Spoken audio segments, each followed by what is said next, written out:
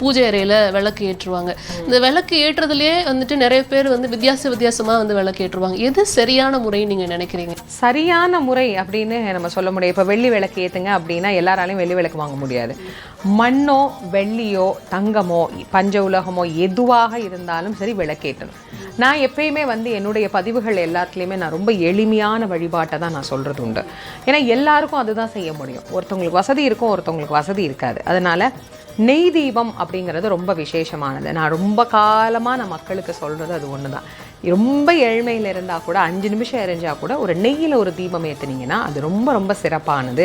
அதனால் நெய்யில் வந்து தீபம் ஏற்றுங்க, மண் விளக்கு பயன்படுத்துங்க, பஞ்சு திரி போடுங்க, போதும். நம்ம ரொம்ப போட்டு குழப்பி இது இப்படி தான் இருக்கணும், அது அப்படி தான் இருக்கணும் அப்படின்னு வந்து பயமுறுத்துவது ஆன்மீகம் அல்ல. ஆன்மீகம் என்பது மக்களுடைய அன்றாட வாழ்க்கையை மிக சரியான பாதையில் எடுத்துகிட்டு போகிறது. அதனால் எளிமையாக சாதாரணமாக ஒரு அகல் விளக்கு, ஒரு அதில் சின்னதாக நம்ம கார்த்திகை தீபம் ஏற்றுறோம்ல, அதில் ஒரு பஞ்சத்திரி போட்டு அதில் கொஞ்சம் நெய் விட்டு ஏற்றினாலே போதும். சுவாமி சந்தோஷமாக அதை ஏற்றுக்குவார். அதில் ஏதாவது தவறுகள் செய்கிறாங்க அப்படின்னு உங்களுக்கு ஏதாவது தோணியிருக்கா? தவறுகள் அப்படிங்கிறது தெரியாமல் செய்கிறது தான்.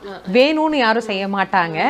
அதனால் தெரியாமல் செய்கிறது, இல்லை இவங்க இப்படி செய்ய சொன்னாங்க அதனால் நான் செய்கிறேன், இல்லை இன்னொருத்தவங்க ஏதாவது பரிகாரத்துக்கு ஏதாவது செய்வாங்க. அப்போ அதை பார்த்துட்டு ஓ இப்படி தான் ஏற்றணும் போல இருக்குன்னு அவங்களாம் மனசுக்குள்ளே நினச்சிக்கிட்டு அந்த மாதிரி செய்வாங்க. அதனால் அந்த மாதிரி இல்லாமல் எப்போவுமே நான் சொல்கிறது உண்டு, நம்ம அம்மா அப்பா நம்மளுக்கு என்ன சொல்லி கொடுத்தாங்களோ, நம்ம பெரியவங்க நமக்கு எதை சொல்லி கொடுத்தாங்களோ, நம்ம குரு என்ன சொல்லி கொடுத்தாங்களோ அதை நம்ம கடைப்பிடிச்சோம்னா போதும். நிச்சயமா. இப்போ ஒரு வீட்டுக்குள்ளே வந்து சாமி அறையில் வந்துட்டு பெரியவர்களுடைய புகைப்படங்களும் மாட்டி வந்து அங்கேயே வந்துட்டு முன்னோர்களோட வழிபாடையும் பண்ணுவாங்க.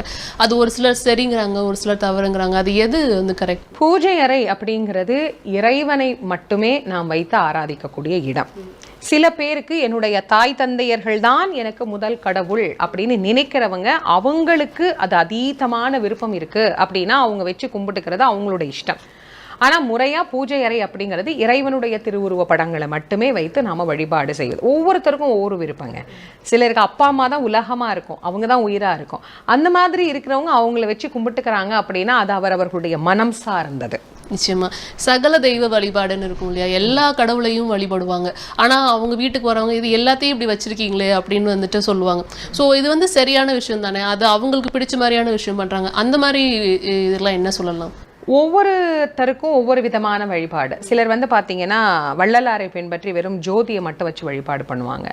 முருகனை பிடிச்சவங்க எங்கே பார்த்தாலும் வெறும் முருகனாக வச்சுருப்பாங்க. பிள்ளையார் பிடிச்சவங்க எங்கே பார்த்தாலும் பிள்ளையார். எல்லா தெய்வங்களையும் வைத்து வழிபடுவது என்னென்னா, உங்களால் பராமரிக்க முடியுதா நீங்கள் வச்சு கும்பிடுங்க. என்னை பொறுத்த வரைக்கும் அது ஒன்று தான்.